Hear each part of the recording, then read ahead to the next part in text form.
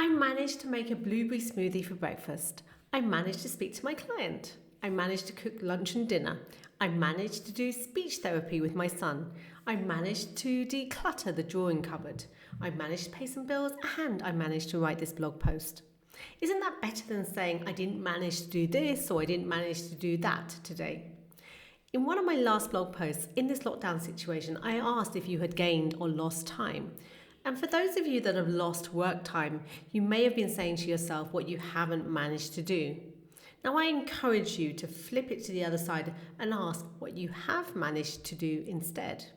When we focus on what we did do, there's less room for the negative and beating up of self. It's very similar to the gratitude exercise, and it takes practice to acknowledge yourself for what you have done. As I spoke to a good friend about this who's also feeling a bit frustrated, we realised that we're all learning to do things differently. We've had our habits and patterns for possibly years, and now we're forced to do things in a slightly different way. So it's not surprising that we get a bit annoyed now and then. So what did you manage to do today?